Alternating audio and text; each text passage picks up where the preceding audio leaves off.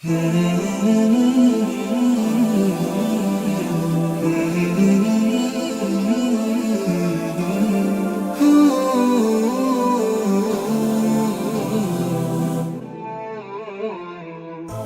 يجدد في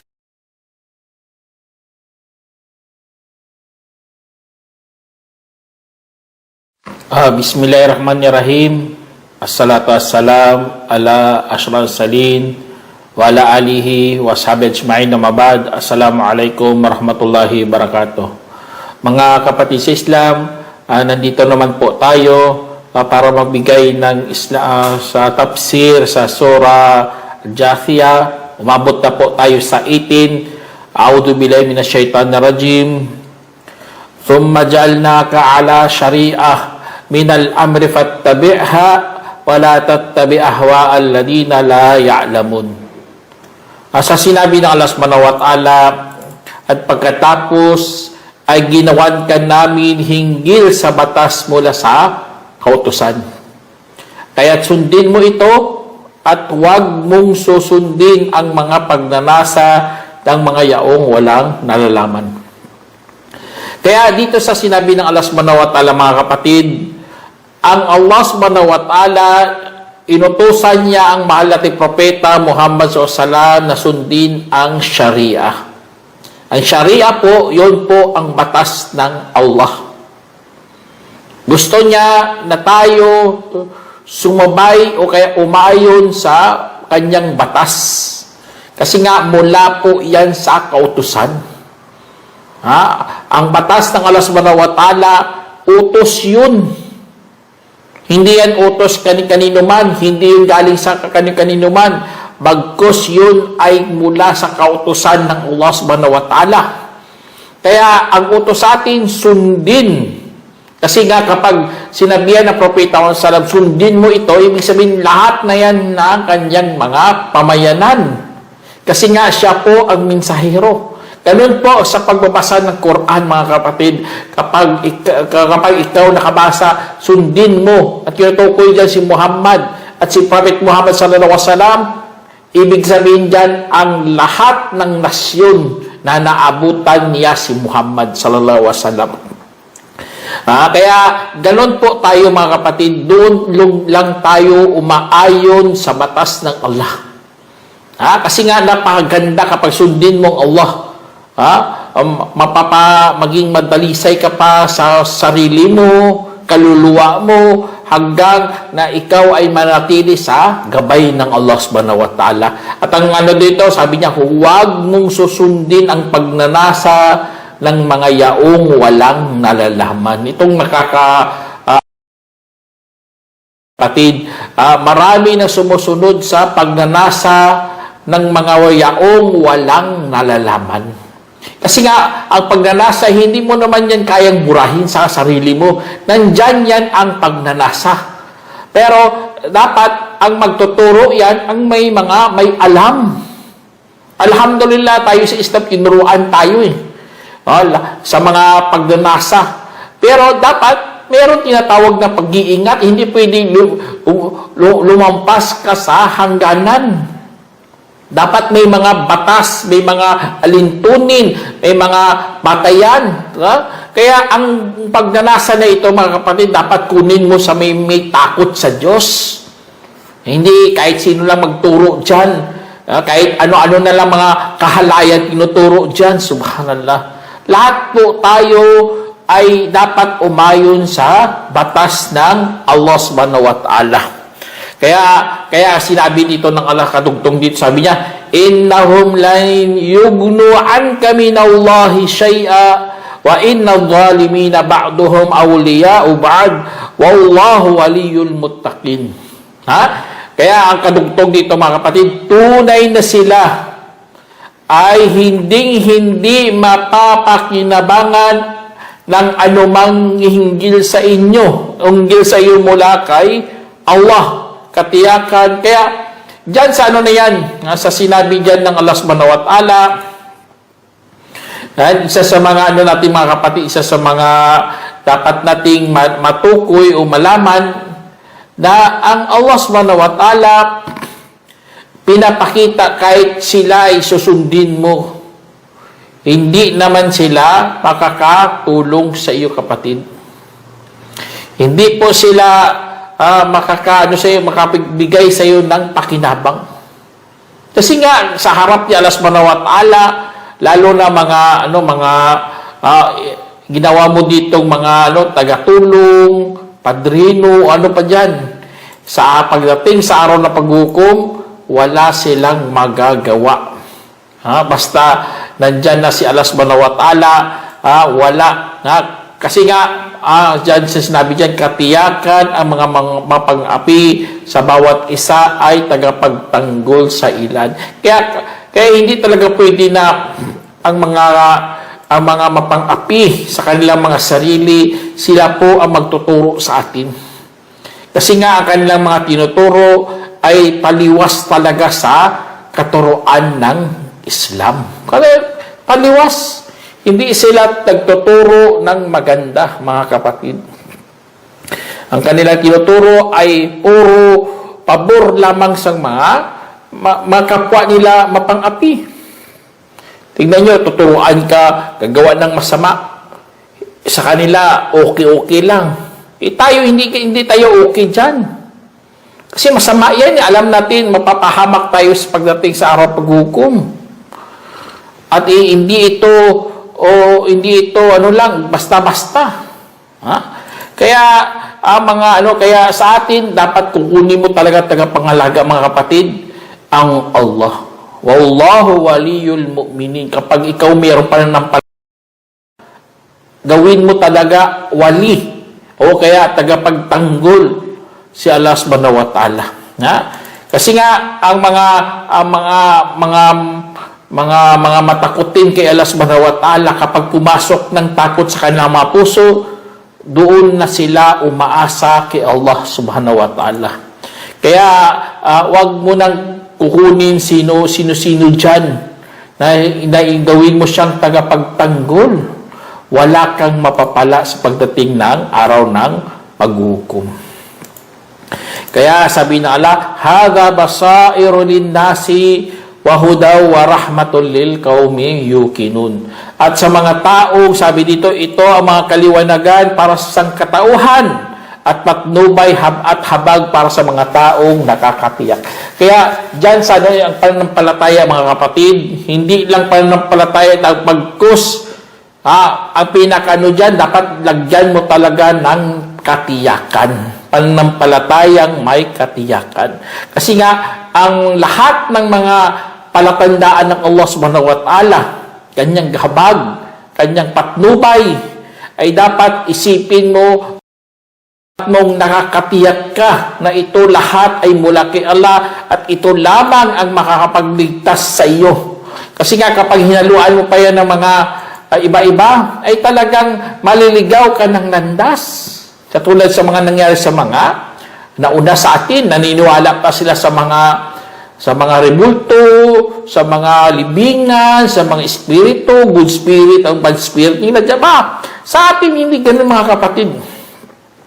Nandyan ng gabay ng Allah Subhanahu wa Ta'ala. Dapat, kapag nabasa mo yan, dapat pumasok na yan sa puso mo at meron talagang katiyakan. Kasi nga, ang habang ng Allah, dapat nakakatiyak ka na yan makakaligtas sa iyo. At ang pangapatnubay ng Allah, nakakatiyak ka dapat na yan ang makakagabay sa iyo. Ganun ang pag-iisip ng mga taong nakakatiyak kay Allah Subhanahu wa Ta'ala.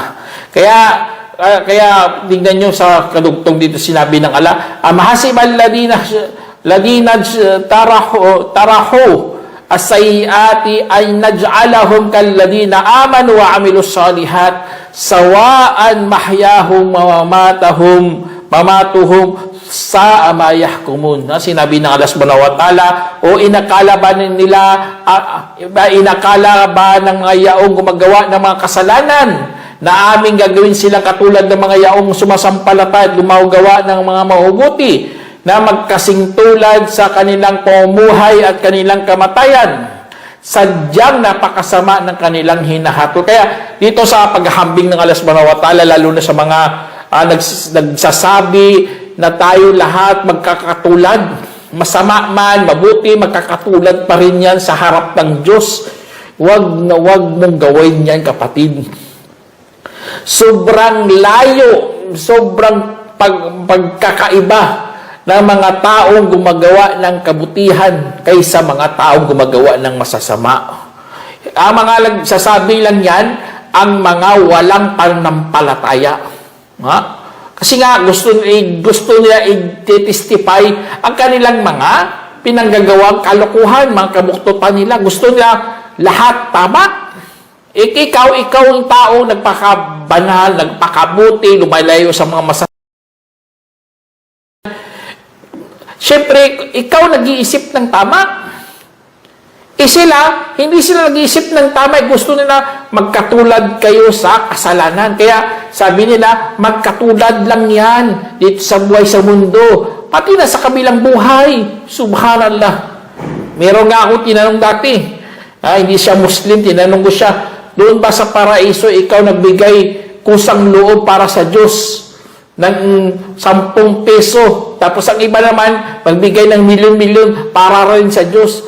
Alam niyo anong sinagot niya? Magkatulad lang yan, subhanallah. Tingnan niyo sa Islam, hindi ganun. Bibigyan talaga ng Allah ng pabuya ayon sa iyong mga pinanggagawa. Ayon, mga kapatid, hindi lahat tayo magkakapantay. Tingnan niyo sa mga mabubuti yun, ha? Sa mga nagpapakabanal yun, ha? Ayon sa kanyang ginawa.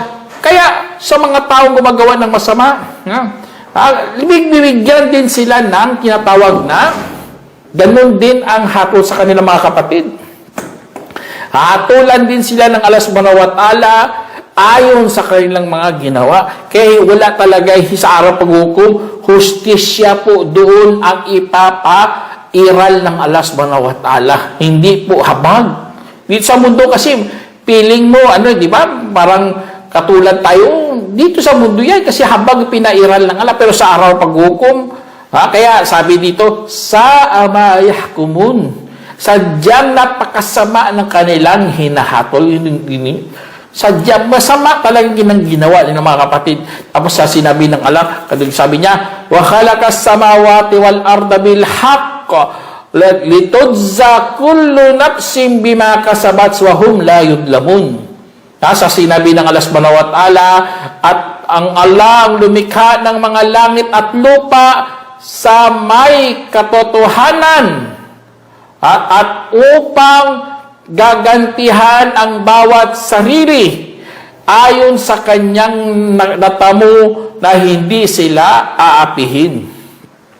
Kaya dyan sa sinabi ng Allah subhanahu wa ta'ala, sabi niya, wa khalakas samawati wal ard, siya ang lumikha ng mga langit at lupa, mga kapatid. Anong ginawa niya? Nang may katotohanan. Allahu Akbar. Kaya lahat ng mga dito, mga kapatid, meron talagang hak ng may katotohanan. Hindi niya nilikha na puro wala siyang sukat.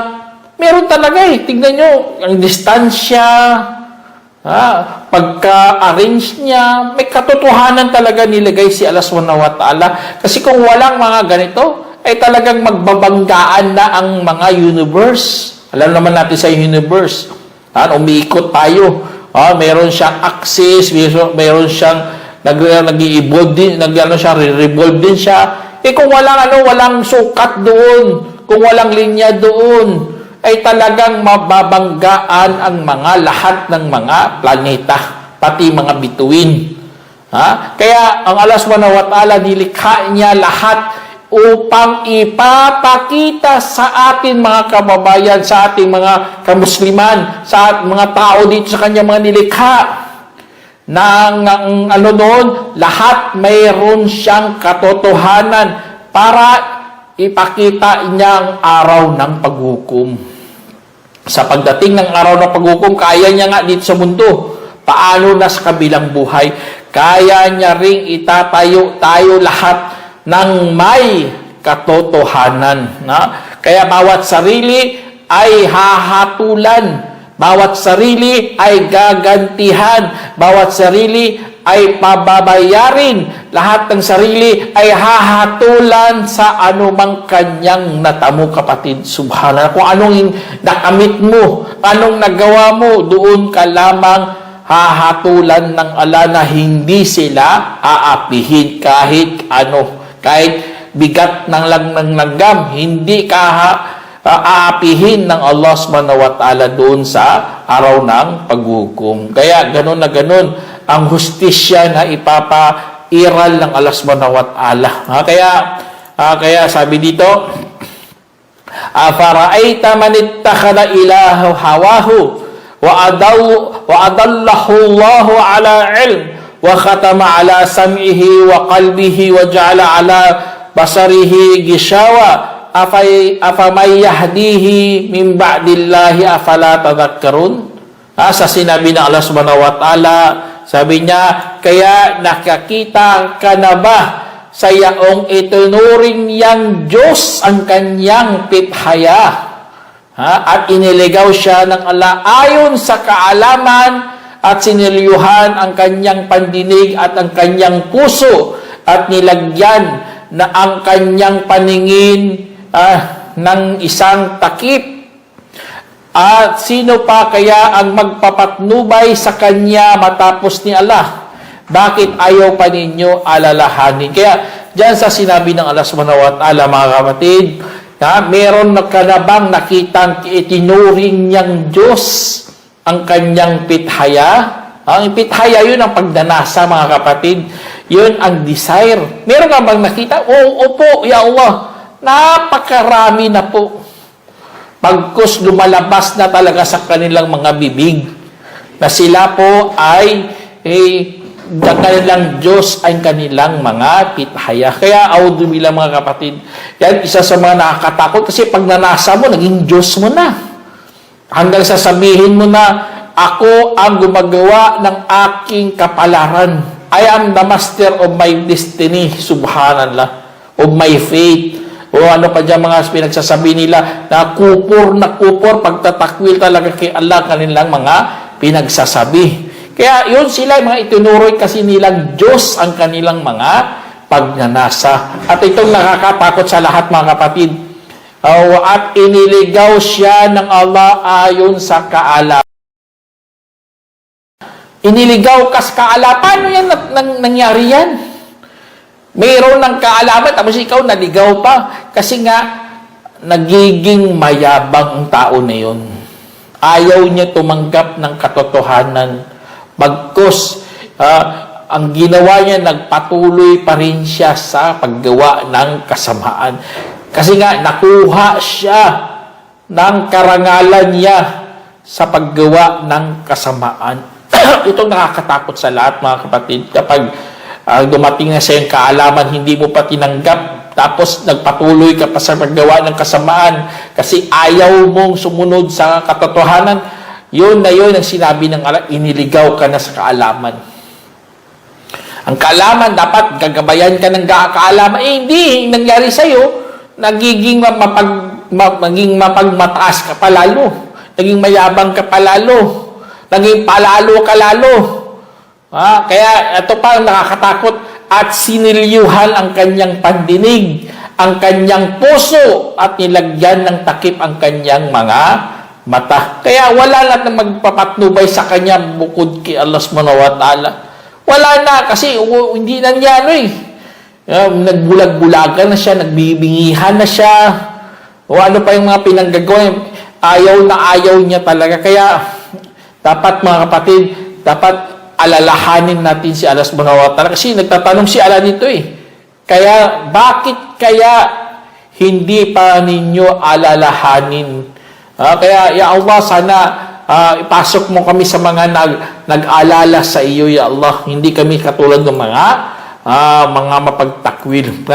Kaya sabi ng Allah subhanahu wa ta'ala, وَقَالُوا مَا هِيَ إِلَّا حَيَاتُنَا الدُّنْيَا نَمُوتُ وَنَحْيَا وَمَا نُحْلِكُنَا إِلَّا الدَّهْرَ وَمَا لَهُمْ بِذَلِكَ مِنْ عِلْمٍ إِنْ هُمْ إِلَّا يَظُنُّونَ. Sa sinabi ng Allah subhanahu wa ta'ala, at kanilang sinabi, hindi naman ito kundi ating buhay sa mundo. Mamamatay tayo at mabubuhay at walang makakasawi sa atin bukod sa panahon. At wala naman para sa kanahinggil doon mula sa kaalaman kahit hindi sila umaakala. Kaya dyan sa sinabi ng Allah subhanahu wa ta'ala, ito rin lumalabas din sa mga bibig ng mga pagpagtakwil na walang makakasawi sa kanila kalipol sa kanila kundi ang kanilang katandaan. Ibig sabihin sa kanila, ang oras lang ang pumapatay sa kanila. Subhanallah. Hindi nila alam, kagamitan lang yan ng Allah. Ginamit lang yan kasangkapan para ikaw ay mamamatay. Binibigyan ka ng ala ng panahon. Hindi ibig sabihin pumapatay sa iyong panahon. Panahon para magsisi ka. Pagkakataon upang ikaw baguhin mo sarili mo. Pagkakataon para ituro sa iyo ang tama. Pero hindi mo tinanggap. Bagkus, ginamit mo pa siya sa iyong maling haka-haka. Sasabihin mo, walang makakapatay sa amin bukod lamang sa panahon. Subhanallah, napakalaking kalapastangan yan sa Diyos, mga kapatid. Na bakit mo ituturo ang panahon yan, siya po ang pumapatay? Siya bang bumubuhay? Hindi, mga kapatid. Kaya doon tayo kay Allah. Kaya sinabihan sila dito ng Allah. Wala naman para sa kanahinggil doon mula sa kaalam. Wala silang kaalam-alam dyan. Tapos yun pagsasabihin nila. Na sila, ganito. Kaya umaakala na yun ang hatol ng Allah. Allahu Akbar. Kaya ilayo natin sarili natin sa mga ganitong mga gawain. Kaya, natugtong ng sinabi ng Allah, وَإِذَا تُتْلَى عَلَيْهِمْ آيَاتُنَا بَيِّنَاتٍ مَا كَانَ حُجَّتَهُمْ إِلَّا أَنْ قَالُوا ائْتُوا بِآيَاتِنَا إِن كُنتُمْ صَادِقِينَ. Sa sinabi ng Allah subhanahu wa ta'ala dito, sabi niya, kapag binibigkas sa kanila ang aming malinaw na talata, wala naman silang pangatwiran bukod sa kanilang sabihin. Dalhin ninyo ang aming mga ninuno kung kayo nga'y mga makatotohanan. Subhanallah. Fa'tu bi abaina in kuntum sadiqin. Ganon sila mga tuwiran, mga kapatid. Kapag hindi na nila kaya, talhin nyo na lang mga patay dyan. Sila magsasaksi sa atin. Wala namang mga bumalik mula sa impyerno at magbigay ng balita sa atin totoong impyerno. Subhanallah. Ganon ang pangatwiran ng mga nauna. Ganon na ganon din marinig natin. Kaya sa araw ng paghukom, tama talagang tinatawag na Yawmul Jam'. Ibig sabihin, araw ng pagtitipon. Kasi nga, titipunin pati kanilang mga magulang, pati kanilang mga ninunuan, kanilang mga lolo, titipunin sa araw na yaon. Ipapasaksi sa kanila. Kasi nga, bakit ganun ang sinabi nila Dalhig mo na lang aming mga ninuno. O kung ikaw nga ay nagsasabi ng katotohanan. Kaya ang hikmah ng Allah subhanahu wa ta'ala, napakatindi talaga, mga kapatid. Kasi nga, tagong mga kaalaman to, hindi pa pinapabatid sa mga tao para susubukan ang mga nilikha ng Allah subhanahu wa ta'ala. Kaya, sinabi ng Allah, Kulillahu yuhyikum, thumma yumitukum, thumma yajma'ukum ila yawmil qiyamah, la rayba fi, walakin na aktharan nasi la ya'lamun.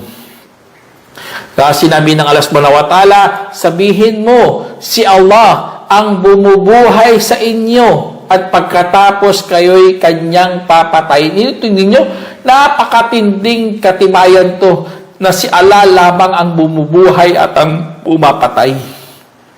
Ang mga nangyayari dito sa mundo, ano lang yan, kasangkapan lang yan, pero nakatakda na lahat-lahat kung kailan ka mamamatay o kailan ka bubuhayin muli. Nakatakda lang yan. Kaya mga kasangkapan na ito, mga kapatid, tapos sabi dito, kung mamatay ka na, hindi lang yan ang huli mong patutunguhan. Sabi dito, at pagkatapos ay titipon.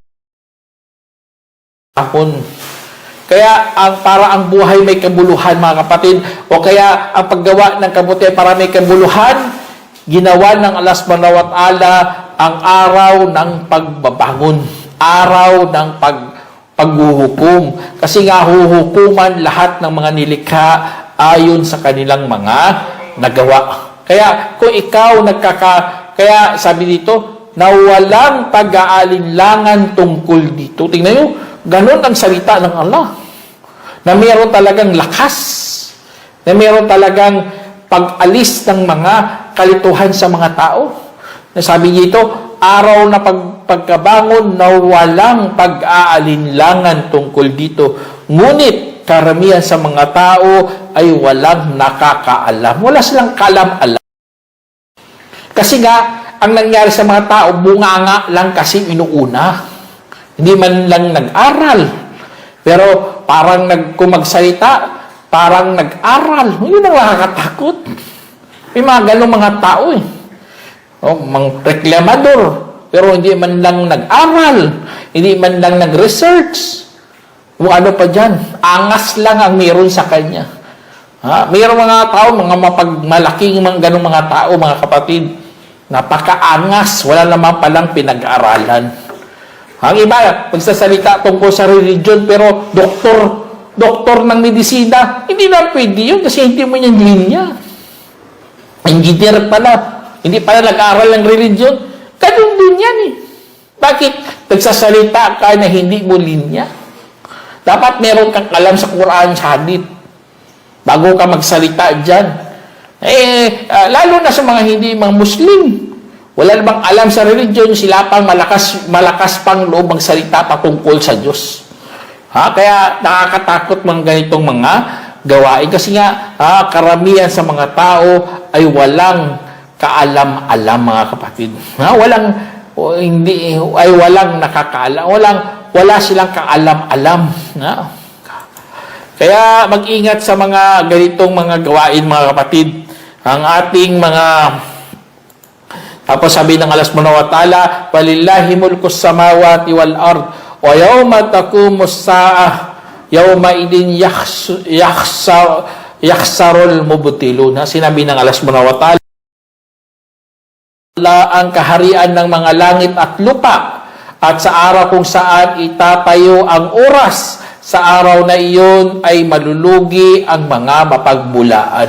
Kaya, siyempre, kapag siya ang nagmamay-ari ng araw ng paghuhukom, siya po ang tatayo. Itatayo niya rin ang katotohanan. Kaya malulugi talaga ang mga mapagbulaan. Hindi pwede mangingibabaw sila. Kasi ang Allah lamang ang merong siyang karapatan na maghusga o kaya maghatol sa lahat ng mga tao. Kaya sabi dito, وَتَرَى كُلَّ أُمَّةٍ جَاثِيَةً كُلُّ أُمَّةٍ تُدْعَى إِلَى كِتَابِهَا الْيَوْمَ تُجْزَوْنَ مَا كُنْتُمْ تَعْمَلُونَ. Kaya sinabi ng Allah subhanahu wa ta'ala dito, mga kapatid, at makikita mo ang lahat na bansa na lumuluhod. Tignan nyo, lahat ng bansa na lumuluhod sa araw na paghukom yun. Luluhod lahat ng mga nilikha. Kaya, so ano na itong sura na ito, mula sa Jathia na ito eh. Kasi nga, lahat sa araw paghukom luluhod ng mga tao. Luluhod siya sa sobrang gimbal na pangyayari doon. Sa sobrang takot nila. Ano pa dyan mga pangyayari. Kaya lahat ng bansa ay tatawagin sa kanilang talaan. Subhanallah, nakakatakot yun. Kung tinawag ka doon sa mga tagasamba ng mga araw, doon ka sasama. Kung natawag ka, sumasamba sa mga rebulto, doon ka sasama. Kaya, depende sa talaan mo, kapatid. Kasi yun din ang ginawa mo eh. Alam naman natin ang talaan yun ang gawa. Kung ano mga ginawa mo, doon ka tatawag. Ngayon ay gagantihan kayo sa dati ninyong ginagawa. Kaya totoo talagang araw ng paghukom. Kasi nga, gagantihan tayo ng Allah ayon sa ating mga ginagawa. Tapos sabi dito, وَهَذَا كِتَابُنَا يَنْتِقُ عَلَيْكُمْ بِالْحَقِّ وَإِنَّا كُنَّا نَسْتَنْسِخُ مَا كُنْتُمْ تَعْمَلُونَ. Sinabi ng Allah subhanahu wa ta'ala, ito ang aming talaan nagsasabi hinggil sa inyo ng may katotohanan. Tunay na kami ay laging nagtatala sa anumang dati ninyong ginagawa. Tingnan nyo, Ang Allah subhanahu wa ta'ala, mga kapatid, ay laging nagtatala. Kasi nga, inutusan niya mga anghel niya. Inutusan niya lahat na para kung sino man gumawa dyan, isusulat niyo sa kanyang talaan. Sobra pa nga sa CCTV.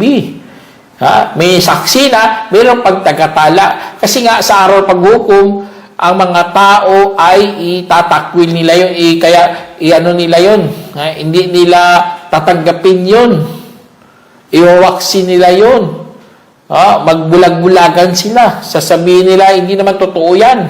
Kasi nungalingan po yan, hindi yan ganon ang gagawin ng mga tao. Kaya sinulat ng Allah subhanahu wa ta'ala para wala talagang ang lusot sa pangyayari sa araw ng paghukom. Tapos sabi ng Allah, فَأَمَّا الَّذِينَ آمَنُوا وَعَمِلُوا الصَّالِحَاتِ سَنُدْخِلُهُمْ رَبُّهُمْ فِي رَحْمَتِهِ ذَلِكَ هُوَ الْفَوْزُ الْمُبِينُ. Sinabi ng Allah.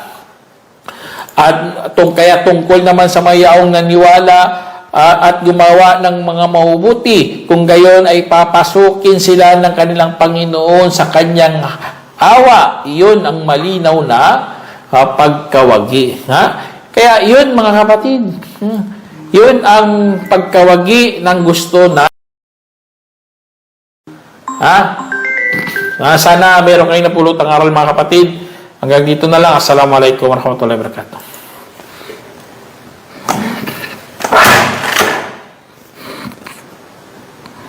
Yes, sir.